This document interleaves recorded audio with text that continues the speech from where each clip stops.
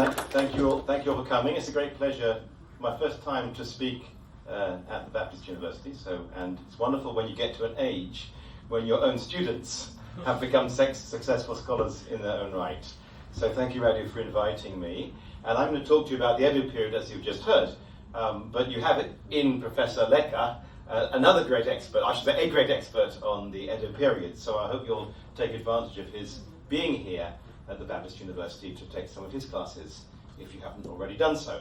So today I'm giving two talks. The first one is the white thing at the top, an overview of the Edo period arts, roughly 1600 to roughly 1800. 200 years under which Japan was ruled by the shoguns. You all know that word. And then this afternoon, in case you want to come back for more, different room, but it'll be about this particular site called Nichibunken, which I've recently been working on. So the afternoon's talk is very focused on one specific, very important building built in the 17th century that survives today, but now it'll be a rather general talk. So the story begins roughly 1600, but no story ever begins. There's always something before. And what happened in the year 1600 is there was an enormous battle, huge battle between two groups of armies, a Western army and an Eastern army, and they fought in the central area of Japan. Tens of thousands of people on both sides, enormous. And the Eastern side won, and the Western side was destroyed. The West means around Kyoto and Osaka. The East means the other side of Mount Fuji, rather wild and desolate area in those days. But the group from the wild and desolate side won. And they therefore had to think, what shall they do? Because that battle of 1600, look back from today, ended almost a 100-year civil war. Japan was in a state of civil war from 1487 to about 1600. It's an incredible thing to imagine, 100-year civil war. And although in 1600 people didn't yet know it had finished, we only know that looking back, they knew something was going to change.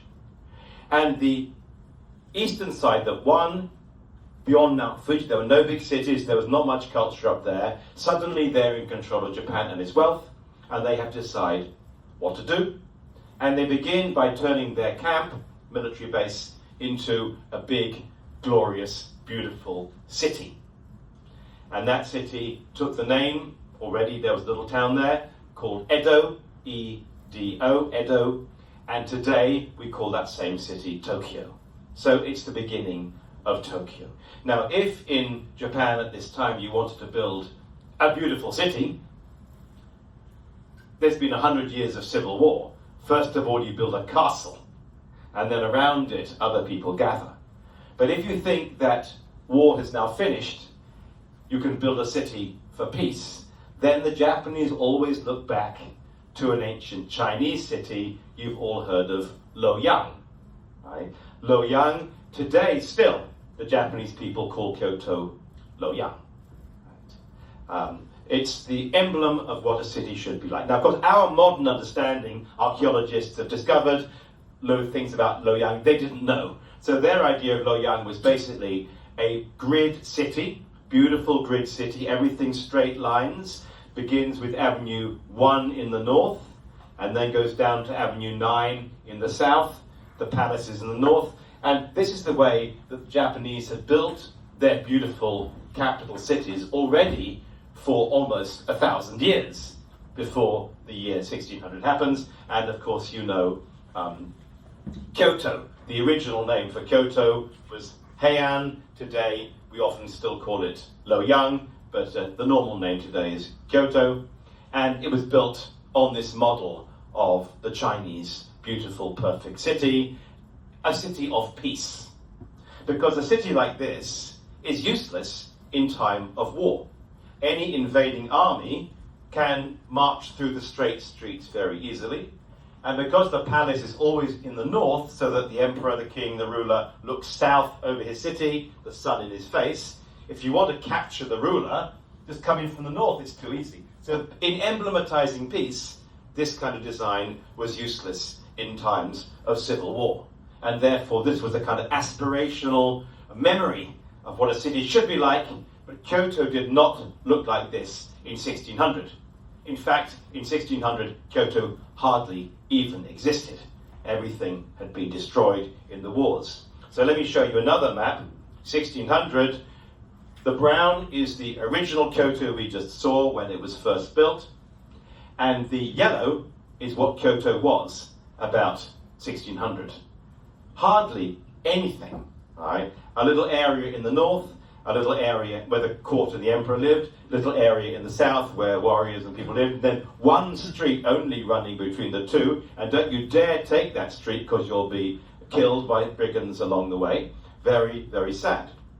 But just before the great battle in 1600, a previous warrior had attempted to bring peace without true success, and he had built a wall around Kyoto. This brown line is a wall, but when you have a wall, it means, of course, there's fighting happening. Walls are to protect cities. So Kyoto was in a very curious state. It was difficult for the victorious army in 1600 to look to this as a model.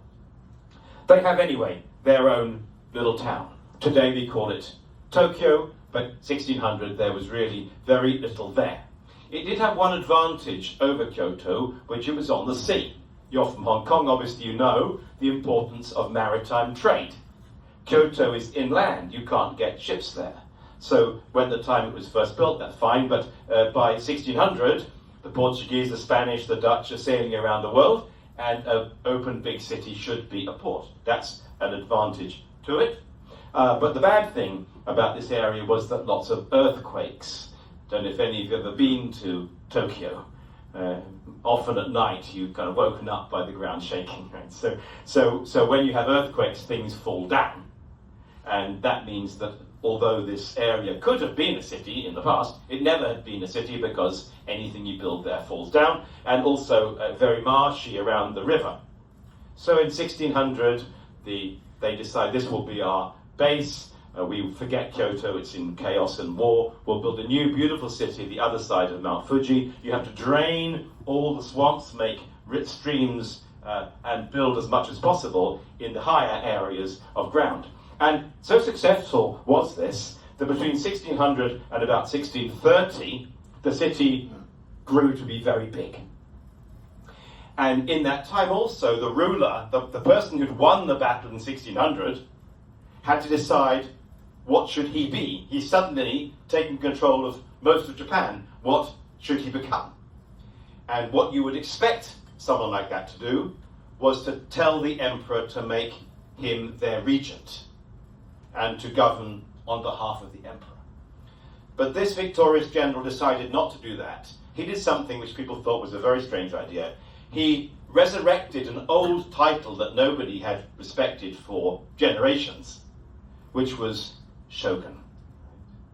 Today we think of shoguns as great generals. For hundreds of years, for 100 years, shoguns were meaningless, powerless. But in 1600 he suddenly says, yes, we will revive this old title. And the point of shoguns was that they were supposed to rule the area beyond Mount Fuji, right? If you have a map of Japan in your mind, maybe you do, maybe you don't. But Japan is a long, thin, like a boomerang, and about in the middle of it is Mount Fuji, which you can't easily cross. So half of Japan is the other side of Mount Fuji, very rich, very potentially very important. But beyond the mountains are so difficult to get to, it tends to always disappear. The emperor always lives on the other side, right? So in history, the emperor had sent people the other side of Mount Fuji to control it, and they were called shoguns. So they have revived this old pattern, emperor living in Kyoto, and this new figure called the shogun living the other side of Mount Fuji in Edo. And then within another 100 years, it had grown to be the world's biggest city. 1 million people. By 1750, there's 1 million people. No other city in the world in 1750 had 1 million people. Right. And this is color-coded just to explain to you. The civil wars today we know had ended, but they weren't so sure. So they still built Edo centered on a castle. And around the castle were the warriors. Today you know the word samurai. And they have all the orange bits. So the military families have most of the city. And then people like us, the commoners, people who run shops and do things, they have the red bits. And the purple is the religious institutions, the temples. So this is what Edo looked like. Not a grid, not a beautiful city of peace like it kind of should be, but a very fine city for times when finally war is ending, they hope. Doesn't end in 1 year. War continues, but basically they hope it's over. And then the person who'd set all this up and become shogun, of course, died. That happens in the end. He was an old man, he died. And in honor and celebration of having brought peace and having set up a completely new political system, which they hoped would last, they declared him a god. And of course this happens in Chinese history too. Important human beings get turned into gods, quite common in Japan. You've probably heard about Shinto. Most Shinto gods were originally human beings. And so this person whose name when he was alive was Tokugawa Ieyasu, he gets turned into a god. This is painted by one of the men who became a court artist to this new shogunal regime, Kano Tanyu. And you can tell, if people, of course, who saw this painting knew Ieyasu, they knew what he looked like, so we can assume it's a pretty accurate portrait. But at the same time, we're not seeing him as a man. You can tell this is not a man, this is a god. You can tell that because these two figures on either side, right? In Japanese, they call them Korean dogs. They're a mythological dog that has a horn, a unicorn dog, right? They have a horn, and they guard Shinto gods. So we know this is a god. And then also up steps, there's clouds which are stopping us as viewers kind of gain access to that space up. And then we have a curtain that's opened up. We have a blind which is pulled up too. So we're being given some special vision of a wonderful God. Right? And the only other little feature you have is at the beginning, at the above, this little arch at the top. In Japanese architectural style, whenever you have a little arch like that, this means this building is of supreme importance. In Japanese, they call it a tongue roof. Right? The Japanese always think of the Tang dynasty in China as the great source of enlightenment and knowledge. Right? Europeans think of Greece and Rome in the same sort of way. So when they call this a Tang roof, it means it's looking back to the days of when culture really began. And Ieyasu, as a god, was buried in a magnificent temple, which is the subject of my lecture this afternoon. So I won't tell you much about it now, other than to say it looks a bit like this. This is a typical Shinto building where you get a Shinto shrine usually has two buildings. One building contains the significance, the god resides in one. And people who come to worship the god are in front. So you're in the front building to worship, behind it is the residence of the god. And between the two buildings there is covered area painted to look like a beautiful golden world. So round about 1600, the beginning of the Edo period, we have suddenly a new grand glorious city. The shogun's son takes over as the next shogun, and we have what appears to be the beginnings of peace. But also you get suddenly the other side of Mount Fuji becomes a great center of culture, a new place. Kyoto is there, of course, but Edo becomes the main city. Now we don't have any good images of Edo from that very early period. Because of the earthquakes, it meant lots of fires, right? If you live in a wooden building and it falls down in an earthquake, probably you're okay. but the earthquake turns over fires and coals fly around, and so the danger of an earthquake is a fire. And so Edo was repeatedly subject to fires. Today, Japanese people tend to be rather minimalist in their belongings, right? For hundreds of years, everything they owned was destroyed about every 50 or 60 years, so people get used to this way of behaving. But the good thing about lots of fires, Edo never ever had plague. A city of 1 million people in early modern times never had plague. Fantastic. Every 50 years, all the rats are killed. So there were benefits, but of course there was a terrible loss of culture. And so today, as art historians, we don't have a lot of stuff. But let me show you one painting from that early. Sorry, I should explain better before I finish. When Edo is built to be a great city, it has a castle in the center, but they want it to be more than just a castle town. They can't build a beautiful grid like Kyoto because that's no good when war is continuing. They want to give Edo something a bit special and different to make it important.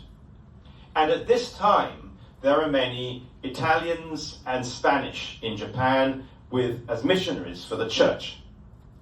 And the Italians and Spanish, of course, knew about beautiful European cities. And beautiful European cities always have a center, right? A center, usually it's a square, and you maybe get a church there and a monument, and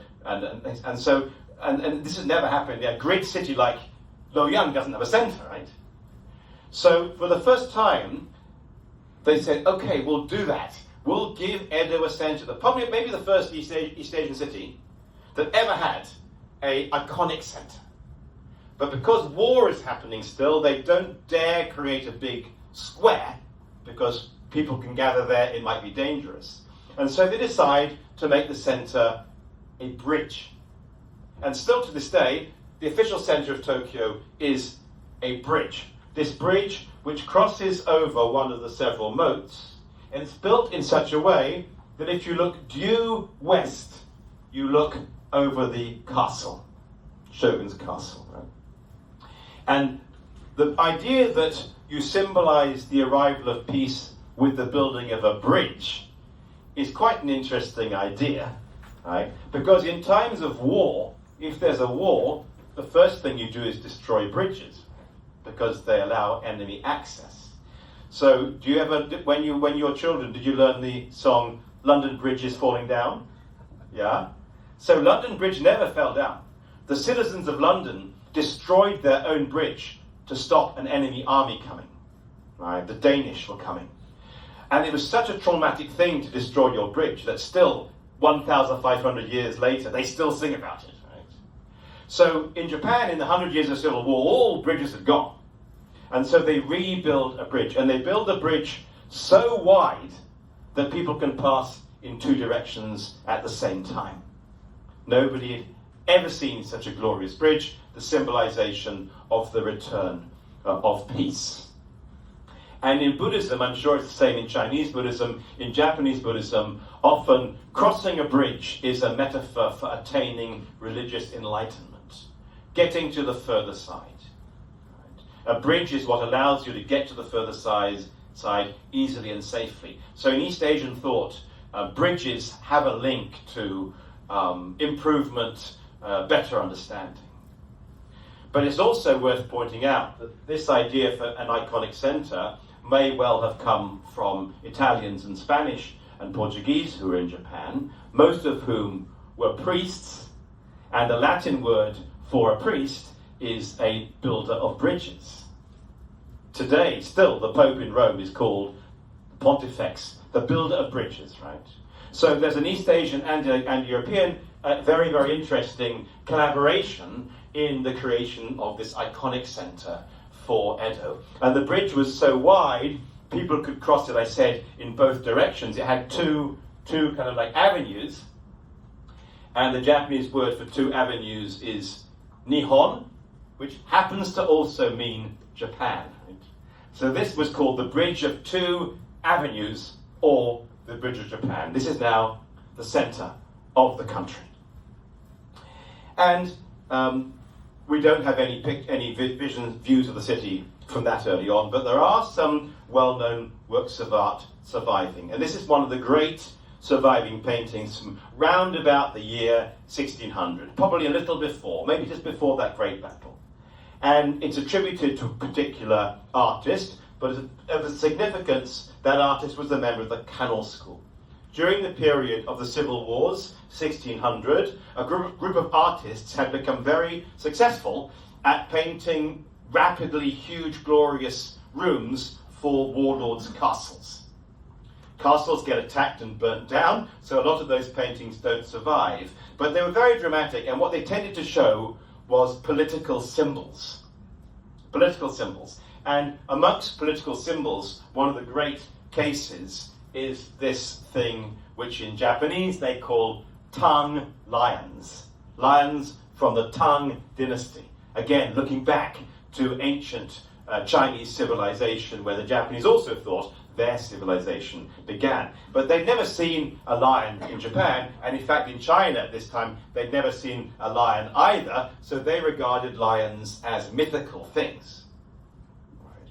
So what we see here is half of a pair of screens. Paintings are often done on screens, and each of these leaves is the height of a person. So a servant can pass behind without being seen. So this is a very big work. And screens always come in pairs. So we have here right-hand side. The left-hand side, sadly, has been lost. We don't know what it showed. But in the middle is a rock. So probably the warlord, the great person, sits in front with this rock behind them. And from this side, these lions are coming. Who knows what happened on the other side? But there's two lions, and one is large and quite hairy, and the other is smaller and less hairy. So I think what we can presume is this is a male and a female. And they are not in this world. Can you see they're on clouds? Golden clouds, they're coming down on golden clouds from somewhere else, entering into our world. And what they believed was that lions and certain other mythical things like dragons as well, they appear when the world is good and they disappear when the world is bad. So why don't we see dragons and lions anymore? Because we are all living in a bad world. But if the world was ever good, they would come back. And so whoever commissioned this or owned this is saying, peace is back. Maybe the shogun himself commissioned this. I've brought peace back. And the proof is that the mythical animals are coming back to live with us. So being a male and a female, not only they're coming back, they will reproduce, right? And the world will continue to be happy. So very, very powerfully, significantly important political statement. It's also a very simple painting. You don't need to look at it for an hour. Within 3 minutes, you know the point. Because if you go into the room of a great person in Japan, well, China too, right? You crawl in. Right? You crawl in with the head on the ground. You don't look at the paintings much. The painting, within a few seconds, you get the point, right? And that's all you need to know. So, the only thing we can tell about the left-hand side of the painting, which is lost, is a dead tree. So the other side maybe showed the terrible condition of the world today, which is about to change now that peace has finally come. In order to be able to stand upright, screens have to be in like a zigzag. These are hinges, right? So if I show you that same painting as it should properly stand, you see it's like this. Sorry, the photograph's not so good. But the artists, when they create screens, they're aware of some parts are inwards and some parts are outwards. So here the male looking back at the female closely, and here the female's shoulders coming forward. So sometimes people say Japanese art is very flat, and sometimes Japanese people say Japanese art is very flat, no perspective. But actually when you see screens stood as they should be, then it's all very dynamic, in fact. Now, sadly, the left-hand side is lost. Lost already, probably early on. But interestingly, a century later, about 1720, the owner of this decided to make a new left-hand side to complete the image. It's a bit hard to display a half screen like this. So he has a wonderful painting already 100 years old. He wants to display it. It needs to have a second. So he had a modern artist create the left-hand side. The modern artist didn't show the world being dead because 1720 they've had 100 years of peace. What the modern artist showed was this male and female, that little cub is coming to play with them. Right? A little lion running in to meet his parents. So here, peace has come. The next generation is born in peace. So the Canal School's job is to paint these very immediate, in a way you might say simplistic, political themes, and usually very bright colours. Right? Warlords are not necessarily great aesthetes. Right? They may not know a lot about art, but they want their interiors to be splendid. Castles might also be quite dark, so lots of gold was good. An interesting comment, by the way, the first comment ever written about Japanese art was written by a Chinese person. I'm sorry, I forget the details. I could find out if you want to know. A Chinese person around the year 1300 wrote, "The Japanese like to paint pictures of their own country in bright colours and gold." Compared, he didn't say this, but he was comparing with Chinese art, which, as you know, very much a preference for monochrome and for beautiful brushwork and for very clear, this kind of thing this would not work in Chinese art. So as peace comes, the Canal School, having done this kind of thing for castles for 100 years, the new warlords who are now peacefully ruling areas say to the artists, "This is great. This is that Japanese war stuff. But I want you to do some of those Chinese style, more cultural things." And so the Canal School get trained in doing a second kind of art, which the Japanese refer to as Chinese painting.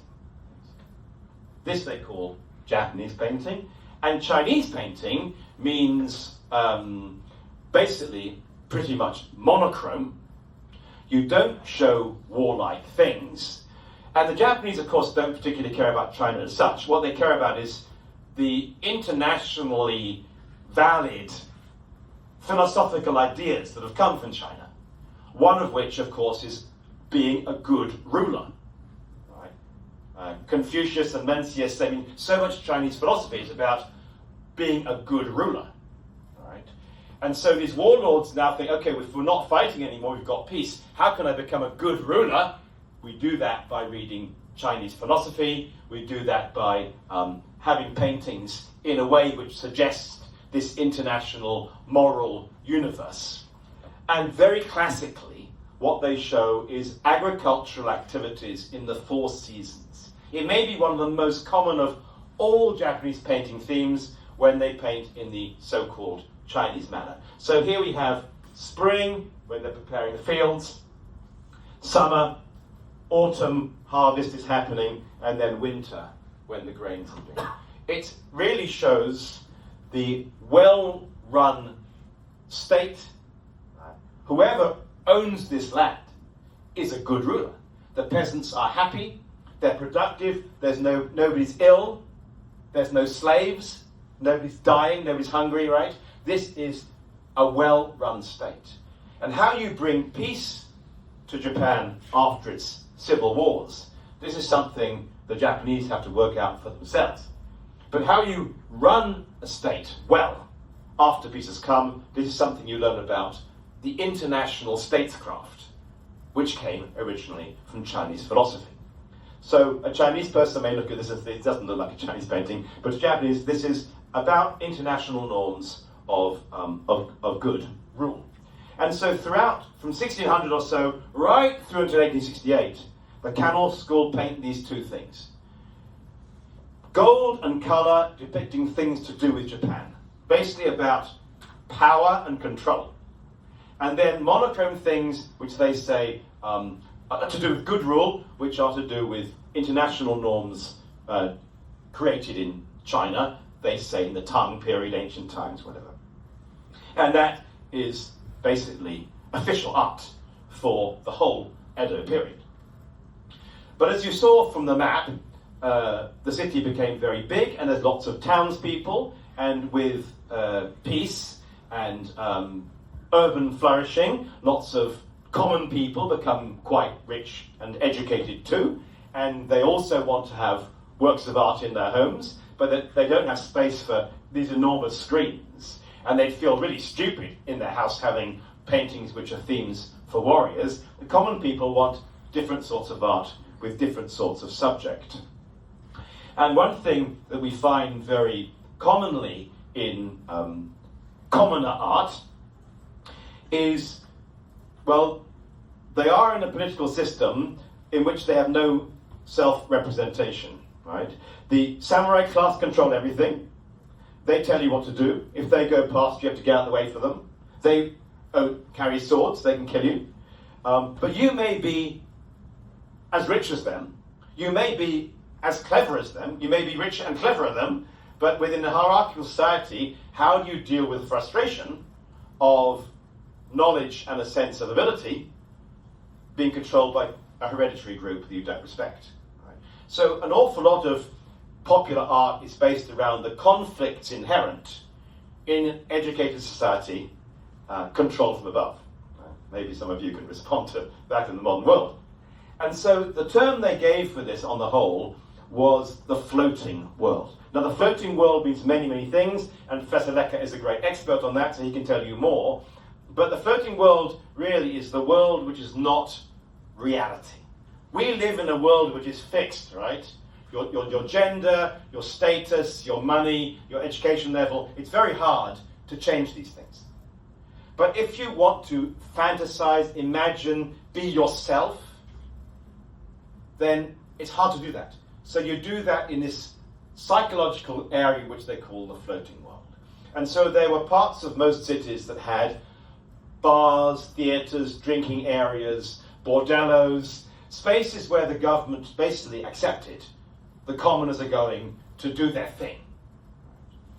And once a minister was asked, these commoners, right, they're just commoners, and they're fantasizing about taking control, and they're not respecting authority. The floating world is a bad thing for government. It encourages commoners to imagine that they have freedoms that they're not entitled to. Why don't you stop it? And the shogun's minister replied, when you've just eaten your bento for lunch, right, there's always a little bit of something in the corner of the box. If you try to clean the box out to the last corner, you'll break the box. And he said, governing the state is like cleaning your lunchbox. Let dirt hang in the corners, otherwise you'll break the whole thing apart. So the shogunate well understood, in a large city with an educated merchant class that is potentially extremely frustrated with life, give them areas in which they can do their thing. And that was the floating world. And many artists, patronized by commoners, produced works on that kind of thing. Games, distractions, imaginations. But one particular artist who did that I'd like to introduce you to in a little more detail. I happen to be interested in him. He's not the earliest chronologically. His name is Hanabusa Icho, about 1700. So Edo has existed already for 100 years, the time at which we normally say things settle down, educated, wealthy, merchant class begin, about 1680 or 1690. So here we're talking about a world in which we have an established merchant class. They can't participate in rulership, but they are educated, they want to do things. So Hanabusa Icho was one of those Kano school artists. He painted for the shoguns. He painted dragons and tigers in color, and he painted happy peasants in Chinese style. But then one day he had a really bad idea. He got to be quite friendly with one of the shogun's nephews. And he took the shogun's nephew out drinking. And they got so drunk they went to a brothel together. And the boy came home really late. His mother asked him what had happened, and he said, "Oh, this artist took me out, I had an amazing time." And the family was so furious, they had the artist punished for corrupting their son. And the artist was exiled to a distant island. In Japan at this time, you don't execute elite people. You can execute commoners. So the elite people, the punishment is usually exile to a distant island. But if you get sent to a distant island, you probably die there anyway, because these places are so remote and you never have any medical treatment. But anyway, he was sent to a distant island. But eventually, later on, he was forgiven and he was allowed back. So when he came back, he was, of course, not allowed to go and paint for the shogun anymore. He had to become a commoner, and he had to paint for commoners. And what he began to paint was this kind of dynamic confusion within an organized hierarchical state and the way that people actually lived. And the way that he tended to show that was strange little moments of encounter. So here we have a ferry boat. Edo was filled with rivers and there were not many bridges, so it was common experience for people to have to take a ferry, and everyone gets on the same ferry together, and they wait for the boat, and then it crosses the river, and then you get out. So maybe for 5 minutes, you are with a whole group of anonymous people, different classes, different backgrounds, and when you get that situation, people start to talk to each other. So here we have a samurai. You can tell samurai, they have 2 swords, right? This is an important person with his attendants, and he's insisting on, they're taking up too much space and they are in the boat. But here there is an old priest with a religious image, Shinto priests, travelers, young women, old women, and it's just a cross-section of society have come together. That never happened in reality. The classes don't mix, right? The genders don't mix. You stay with your family and with your categorizational group. That's the way the government wanted it. But strange little moments, sometimes you come together. And Ichor painted such things. But what's somewhat intriguing in this particular image, the very central character here is dressed as a foreigner. He has a Korean hat.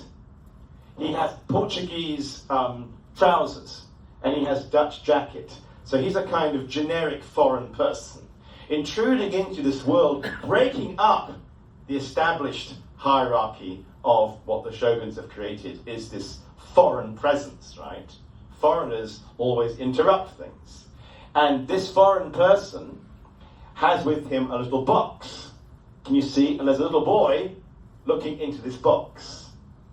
And we know from records these showmen would go around the place showing views of foreign places. Nobody had travelled, so a view of Kyoto, or even a view of Suzhou, or a view perhaps even of Rome or Amsterdam. So this little boy, child, is being exposed to cultural, social and political difference, which as far as the shoguns are concerned is a dangerous thing to expose people to.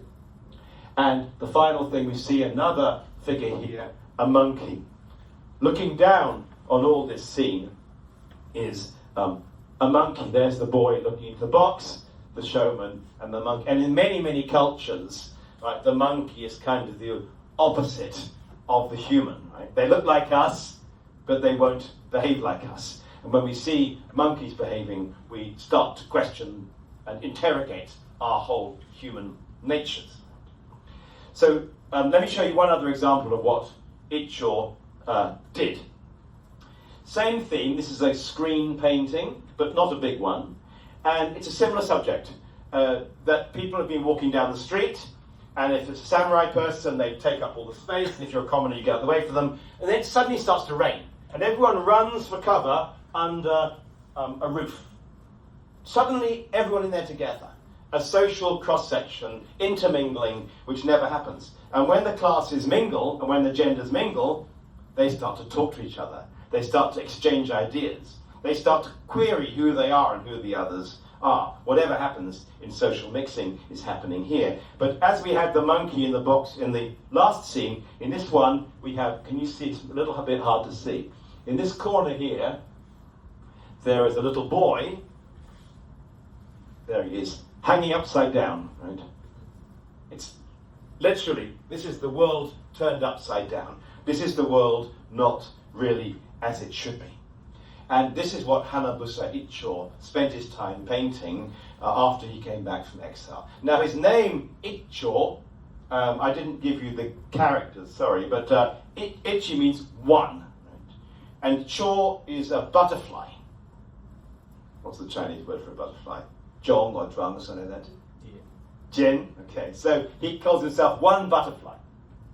And you may know the story, but at this time everyone knew there is the story called the Dream of Zhuangzi. Right? Zhuangzi, the ancient philosopher, creator of Taoism, they say, he once fell asleep and dreamt that he was a butterfly. And it was such a realistic dream, he was really sure he was a butterfly. But then he woke up and he thought, well, how do I know I'm not a butterfly asleep and dreaming that he's a man, right? You're nodding, I'm glad you know the story, famous story, right?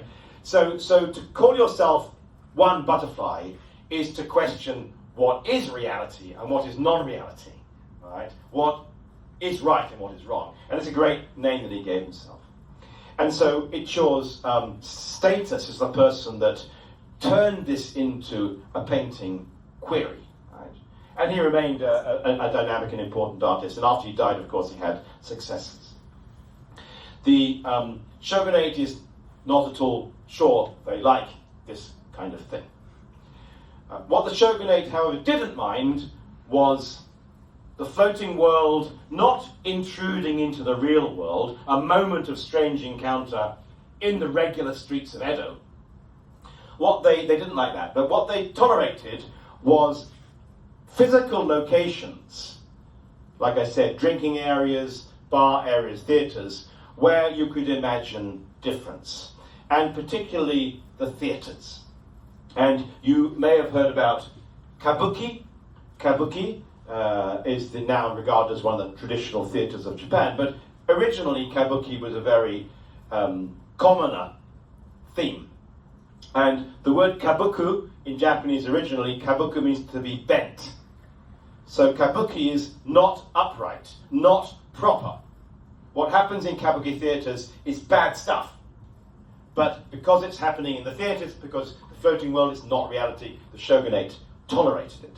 And what mostly happens in kabuki plays is a girl is told to marry somebody she doesn't like, she finds a way of escaping and marrying the guy she really likes.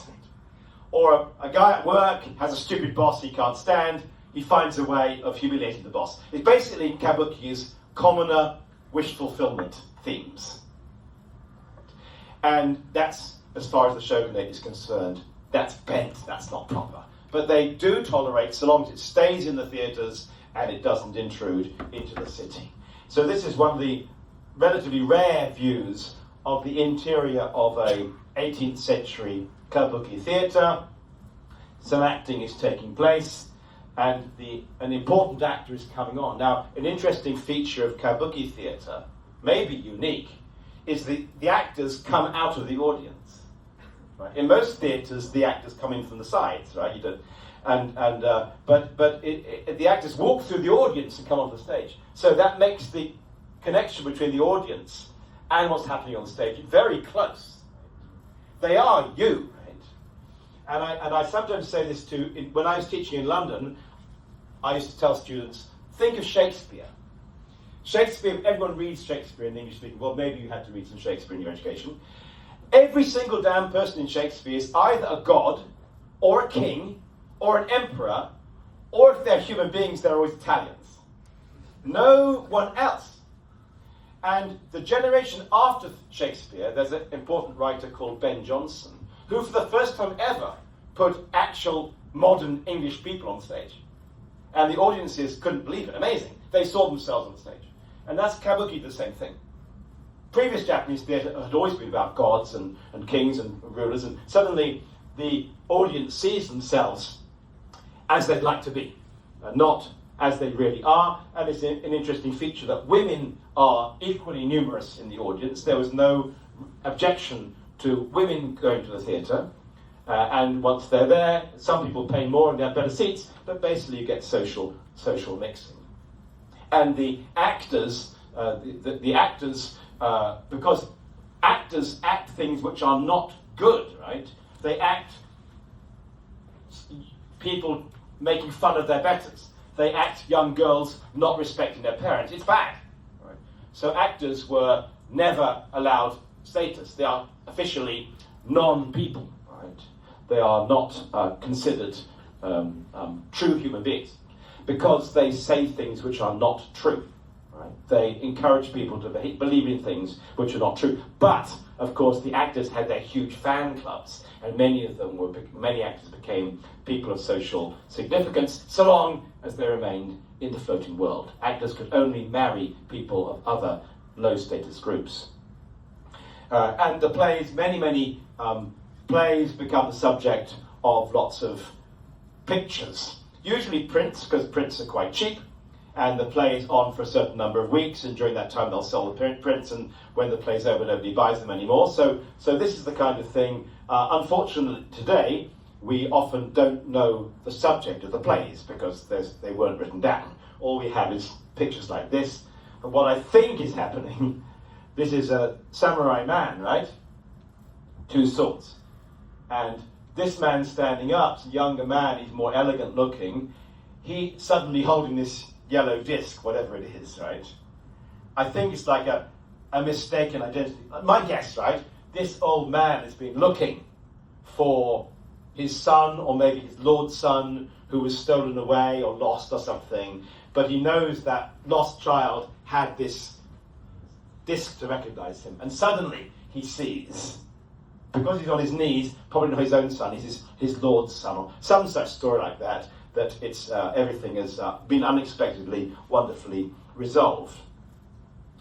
Now, the depictions of the floating world, actors were very common and very popular. But several artists of the floating world, taking also the idea from Hanabusa Icho, didn't want to show the floating world in the floating world. They also wanted to show it intruding and disturbing the actual city space. And this is one such case. Many kabuki plays, like I said, talk about women running off to marry the person that they like instead of marrying the person that their father tells them to marry. Sometimes plays talk about women and a young man who couldn't do that because there was nowhere to run away to, so they killed it themselves. Very sad, right? A double love suicide. I hope it didn't happen very often, but it sometimes happened, and it became the subject of many plays, many famous Japanese plays about double love suicides. So this is a print that has no text attached to it. But what I think, so here, there is a very charming teenage couple. Right? They're teenagers. The girl has long sleeves. This means she's not yet married. And you can't see the boy so much, but he must be the same age. And they're looking together in a very loving kind of way, right? They're not brother and sister. They must be a couple. And it's snowing, and they're very well dressed. Now, who lets a rich family doesn't let their son and daughter wander out on the street on a snowy night? They're also sharing an umbrella, and to share an umbrella you get really, really close, right? So in Japanese metaphors, sharing an umbrella always means being lovers. So these are 2 wealthy young lovers who are heading off somewhere in a snowstorm. Well, where would they be going? Well, the only possible interpretation is they're going off to commit double love suicide. But they're not actors. That's okay in a kabuki play. But these are not actors. Wherever you have pictures of actors, the actor's crest is always included. We know this is a play, right? Always you have the crest, right? So all of a sudden here, we don't have it. We are showing one of those theatrical events taking place in the city itself. Very scandalous. And this artist Suzuki Harunobu. Harunobu was very well known as a printmaker, much admired for his designs. But also, he refused to accept that division between the floating world and the fixed world. He wanted the two to run together. Now, I'm coming towards the end of my time. It's already 12. We started a bit late, so if you don't mind me a few more minutes. The floating world was frequently based on the theatre. The theatres are right in the centre of this is Nihonbashi, by the way, with the bridge, and the theatre's right by there. In other words, they're very easy to get to. But they said the floating world is like a coin that has two sides. One side of the floating world is the theatre. The other side of the floating world is what you might call the red light district, the drinking and carousing areas. And that was outside the city here, this little block. So it's quite time-consuming to get there. The actors are all male. This is the same in many theatres, right? Women are not allowed on the stage. Why not? Because actors convince you of things which are not true. That's what a good actor does. Men get really, really worried when women are good at telling lies, you know. Right? So no man wants the idea of, because if women are such good liars, what about your wife, right? What's she getting up to? So it's very common, no women on stage. But of course, males are likely to want female company, and at this time, it's very hard for women to socialize. A wife doesn't go out with her husband, so what do men do? They go to this area, the drinking area, where they spend money to hire dancers, and that is the other side of the floating world. So at the theatre, you watch the enactment of your townsperson's bourgeois myths. In the red light district, you yourself act it. Right? You meet people. All the social classes are suspended in this area, so you can talk to anyone. Right? You can meet people who are not of your class, not your family. You can exchange ideas. All kinds of things happened within the floating world. And here we have another well-known artist, Hiroshige, depicting the gateway into that little area I showed you on the map just now. It's morning. Sun is rising, dawn, and people are coming out, having spent the evening in the red light district. And Hiroshige shows it with cherry blossoms. You know how much the Japanese love cherry blossoms, but one reason why they love cherry blossoms is that they are very brief. Cherry blossoms maybe even 10 days and they're gone. Right? So it's brief. Also, you often get rain and wind in spring in the Tokyo area. So some years you don't even get the cherry blossoms because they've blown off the trees before they've even opened. So cherry blossoms is about the brevity, the chanceness, but also the difficulty in attaining beauty and happiness. And to have that represented in this spot is, I think, a rather intriguing idea. Now, let me show you one other thing. An artist by the name of Utamaro, probably best known for depicting what goes on in that red light district. And he did many, many prints, but one well-known series is of 12 hours in the Blue Towers. I'm sorry, I should have put the Chinese characters on. Blue Towers is a Chinese expression, actually, meaning bordellos and places of fun and stuff. So it's a rather elite. Actually, you can see it there, can't you? Blue Towers, right? And because in their clock, one of our modern hours was only half of their hours. So when they say 12 hours, we would call that 24 hours, a day and a night. So he made 12 pictures. And it shows these beautiful, entertainers, very, very gorgeously dressed. No woman in town dresses like that. And there's a clock in the corner telling you part of the series. But in that series, one particularly interesting, this one here, and it tells you in the bell of the clock, the yellow bit, the hour of the hare, hour of the rabbit, which is 4 a.m. to 6 a.m. So that's when the gates open, that's when you go home, having spent a night drinking there. And so this woman, this courtesan, is handing back the jacket to a male client. So he goes back to the city, back to reality kind of thing. Excuse me. This is Utamaru's name, the artist. This is the publisher's seal. And this is the censor's mark. It's past censorship. It used to have a kind of silvery background. It would have shone in a very beautiful way. But that's turned black, so it's not so good now. But what's most interesting is painted inside the jacket of the man who is going to go home is this figure of Bodhidharma. Right? Bodhidharma, the founder of Zen. It's kind of strange, right? That you have a religious painting inside the jacket of a man that's just spent the whole evening getting drunk with the ladies, right? That's strange, right? But they say, no, actually not. What the proposal is here. So Bodhidharma, who founded Zen, he became he was the most enlightened of any. No human being has ever attained such a high level of enlightenment as him. And the way he attained it, he meditated in front of a rock cliff for 9 years. 9 years. So he was often called the 9-year monk. Well, the courtesans working in this pleasure district have to work there for 10 years. The contract is 10 years. So they have to do it for a year more than he had to do it.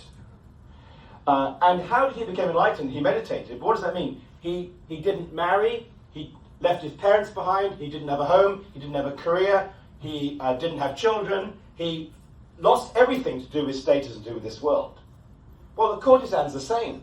She has no home. She has no status. She has no family. She has no parents. She's just working in this floating world. How weird to think that the people that most resemble each other are a monk of the highest level of understanding and a courtesan. And this is something frequently articulated, that, wouldn't you know, the floating world is more real than the fixed world. Because the fixed world is about status and class and gender and all these things which are actually nonsense. Right? To really understand your humanity, what you are, is to forget all that rubbish and to be like Bodhidharma and to try and think about a world outside those kind of conventions. So we get, there's an interesting fact in the floating worlds as just being places where people have fun, but also that notion that fun is more real. Behaving in a silly kind of way is more real, right, than being right and proper all the time.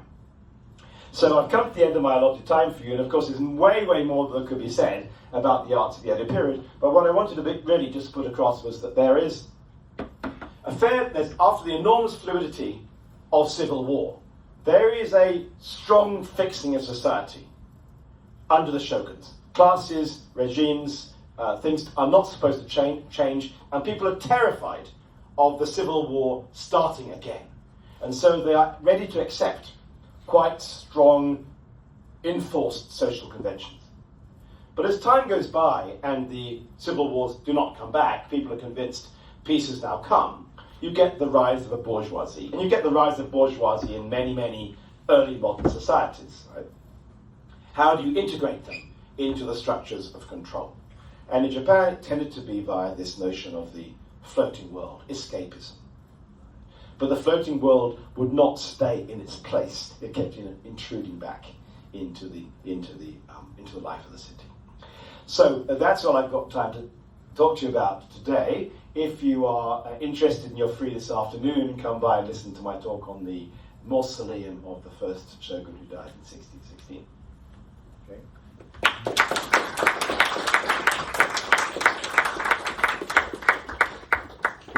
So we have time for questions. So please, if any questions, please raise your hand. I have three. But Please. No, just a couple of things. First one is kind of an observation. I don't know if it's a silly one. Yeah. So, first of all, thank you so much for, the talk was wonderful. The idea of the floating world as something that kind of exists in reality, but also is a way to kind of escape reality in a sense. It's not that dissimilar from thinking about cross-cultural trends to the way in which kind of European societies have interpreted mythology for a long time. Meaning that within a society highly controlled by religious power, let's say, thinking about the Italian Renaissance, mythology was a way to escape and therefore to look at things from a different perspective that was... So I just out of curiosity, I would like to know if there is kind of anything that, I mean... That is interesting, yes. Or if just something that is coming to my mind but actually has no substance in your opinion. That's very interesting. I never really thought about that. I suppose that, well, I asked you the question back because I didn't know about the Renaissance, but the mythology is never allowed to supplant the Christian doctrine, right? No, but it allows both the development of kind of stories, Yes.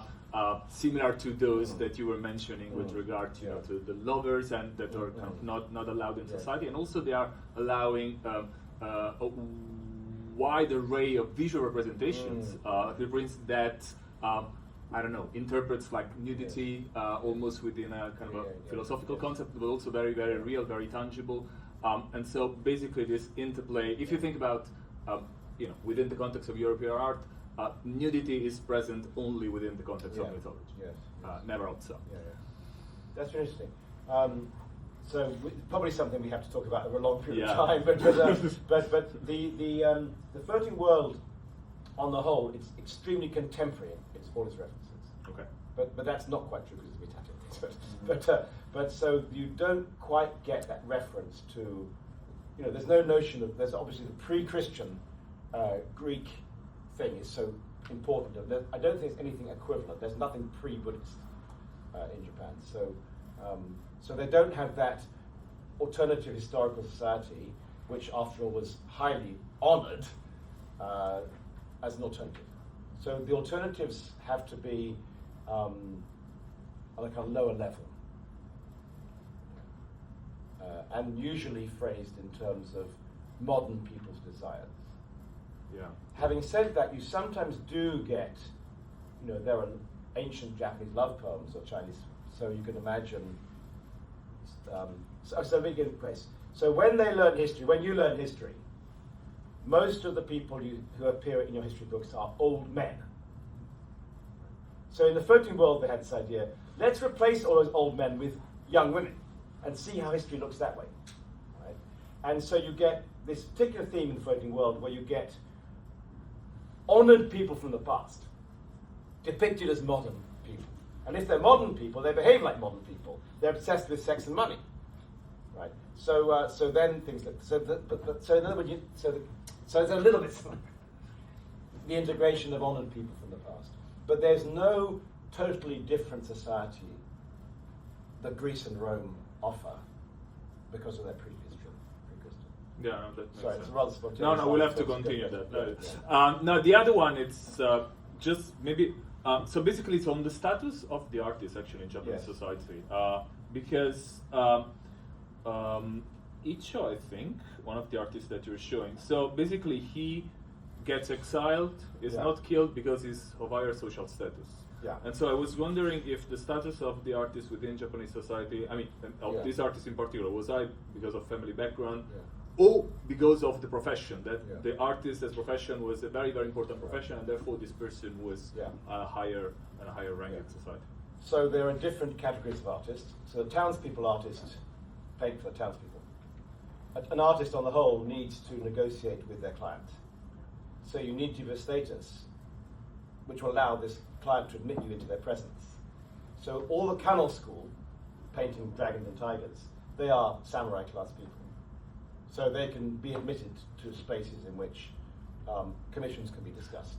So so they are born within the samurai class, and they, instead of be training in a kind of a military way, they are trained as an artist, but they're still coming. Okay. Yeah. So often it would be, of course, the son, and a painter will train their own sons, but they have that status.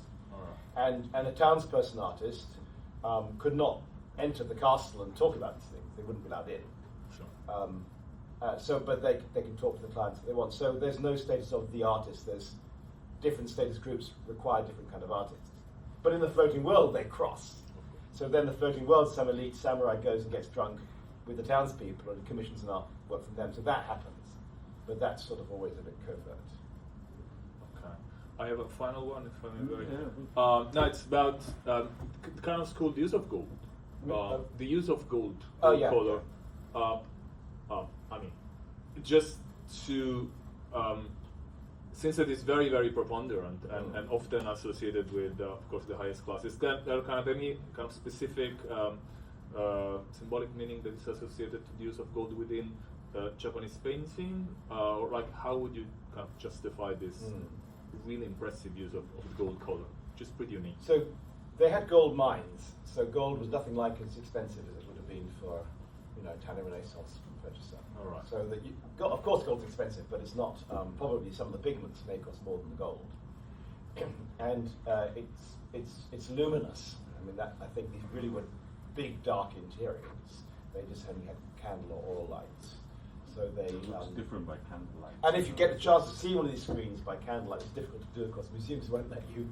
But if you get the chance to see them, then the interplay of image and background is very different. But I think it's wealth, it's luminosity, and it's also durable, because Japan also had plenty of silver mines, and you sometimes get paintings with silver background, but they oxidize too fast. So gold has practical qualities.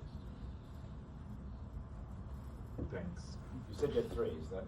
That's true. I have a couple of more, but we'll talk about that later. Anyone else? Please. Yes. Please. I'm kind of interested in how contemporary, portrayals of the shogun has changed. Ah, yes. Specifically, there's this sort of anachronistic or maybe retrofitting of the shogun's identity. With the FX shogun, there's also this game called Genshin Impact where they blend the Raiden and the shogun together. Yeah. So she's become like a god but also a ruler. Yes. And so I'm kind of interested to see how you feel about how contemporary societies use that idea of godhood but also of lordship in these sort of contexts of play and entertainment. Yeah. So in contemporary situation, not in this time. Yeah, like how you feel about that in general. That's a hard question, isn't it? So there were shoguns from approximately 1200 to approximately 1850. So that went through many, and there were 3 different dynasties of shogun, and they all behaved quite differently from each other. So today, the word shogun conjures up in a kind of image which is only meaningful for one brief moment within that long history. And then the Japanese, I think, were a bit taken by surprise by how foreigners thought this was all terribly interesting. And when I began working on Japan, it's like, I'm sorry to say this, like half a century ago, right, before your parents were born, Japanese were very embarrassed by that whole thing. And the samurai, they didn't want to talk about it, and no one wanted to proudly say they were from samurai family because it was an abusive military system. But now it's been turned into this kind of heroic kind of, almost like fighting for virtue and stuff like that. So the modern day use, which actually has come back into Japan from outside, the Japanese didn't generate that, has taken people by surprise. And I'm one of many people who advise Tokyo City about their strategy towards tourism. And they have a big problem because all the foreigners turn up, want to know about samurai and shoguns, and the Japanese think that's not actually what we want to tell people about, especially, Koreans particularly remain sensitive towards Japanese militarism, so do Chinese to some extent. So it's a contested area, is the best you could say. But, it's better to be talked about than not to be talked about. So the whole the Japanese tourist industry and cultural industry want to take advantage of this exposure that the myths have given them. And so the recent Shogun movie, probably several of you watched it, 10-hour Disney Plus thing. It includes things in it which are anachronistic, but which allow things to be more palatable for modern viewers. There's much less arbitrary killing. There's much more empowered women. That kind of thing. So anyway, that's a rather random response to your question. Thank you very much. Yeah. I've come across some world maps printed on screen. Oh yes, yes. From the early AVA period. Yes. So when you were studying, we probably talked about that period. I was wondering how these really splendid world maps blend into the very structured or maybe the still fluid Yes. social system that was beginning to take place. Yeah. I wonder what you think. That's interesting. Professor Leca is an expert on maps, so he can tell you more about that. But on the whole, maps, of course, you can have a reference material map. But in terms of display painting, which I think is what you're referring to, the fact that you get screen pairs works rather well. Because on one side you get a world map, on the other side you put the Japanese map. And there's one occasion when the Dutch turn up. I didn't mention the Dutch today, but there are Western traders coming in too, and they bring presents for the shogun. And there's one occasion when the Dutch turn up with a world map, and as a beautiful one to give to the shogun, and the officers reject it because they said it makes Japan look too small. But if you have one side world, one side, they are aware of an outside world. Of course, they're aware of Korea and Japan. They need things from the outside world: medicines, textiles, some foodstuffs, books. So it's not like the shogunate refuses to accept the existence of the outside world, but they want to control and codify it. And so world maps basically showing what this whole big world is like on one side, and then Japan taking up the whole of the screen works very well, I think. If you want to add something about world maps. Yeah, and they had to negotiate they had options between European world view, and then there's a Chinese model, actually, old Chinese maps that show China as the center. And so they're able to, they don't see a problem with these different world views. They just want to have kind of general idea, and then have also as a reference to their own authority. Right? It's still a symbol of authority to control space, right, by displaying these maps. Yeah, but in that same vein with the tigers and the dragons. Can I ask Yes, a small please. question, just out of my understanding?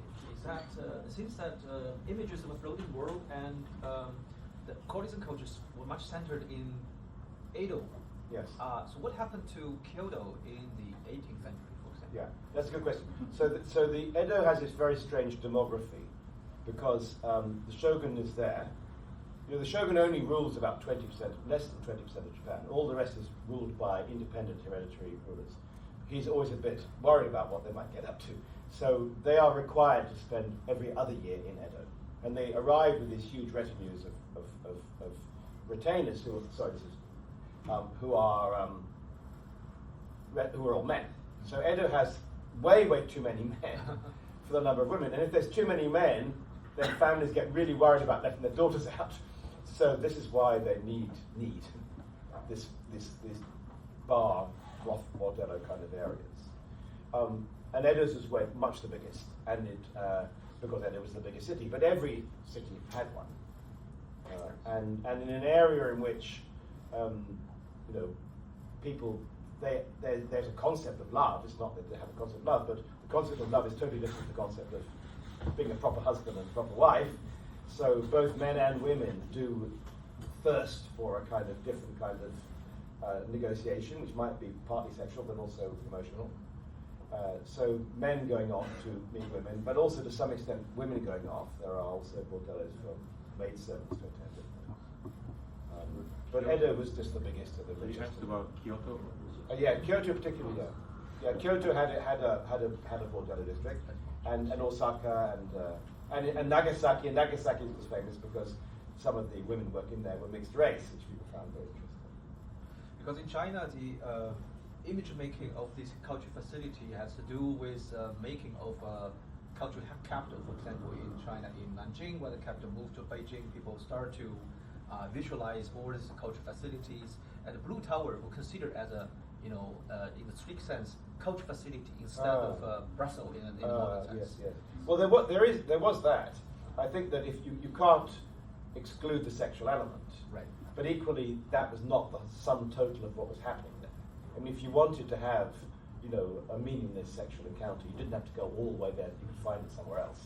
So certainly the cultural moments, and I was trying to emphasize today the way that different classes exchange ideas, but also there are poetic groups, there are all kinds of things happening within those spaces.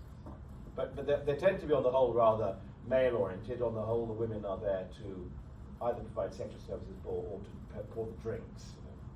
On the whole, that maybe is probably similar to the actual. Any other? You talked more about Shakespeare Yes. and Kabuki. Okay, I was a bit of a hostage to fortune, wasn't it? So neither Shakespeare nor Kabuki had any knowledge of each other at all, right? And Shakespeare, well, he performed also in front of the king, right? So I mean, you get a theatrical form which crosses social classes. No shogun would ever see Kabuki. Well, I mean, even the samurai can go, but they probably go in disguise. So Kabuki is supposed to be for the townspeople to fantasize about the lives that you're not actually going to allow them to have. There was also no theater, which is more. And of course, there's the no theatre is more, is very elite and refined. But Shakespeare is an interesting shift because although nobody in his plays is a modern day person, nobody watching a Shakespeare play can identify their own life with somebody on stage. The language, however, is very common. I mean, it's beautiful, but it's regular English. And sometimes it does intrude little contemporary figures, like the doorman suddenly says something or something like that. So he does allow the beginnings of audiences' self-identification with figures on stage. But otherwise, the plays were there to make people better, moral things. That was the purpose. Now, one thing I shouldn't say more, but something I've never investigated. But Kabuki comes at a time when Jesuits are operating in Japan, and Jesuits have a strong tradition of theatrical. Of course, their masses are very theatrical sometimes, but they have theatre. So there's been discussions about whether there are links between Jesuit plays, which are no longer performed, you can still read them, and The origin. the origin of Kabuki. It's contested, but people suggest the first person who ever danced Kabuki danced with wearing a cross. It was fashionable. Yeah, it was, of course, she was just being different and weird. Yeah. Thank you. There are no other questions. Maybe we can wrap up here and thank Professor Screech for this. Thank you very much. These insights.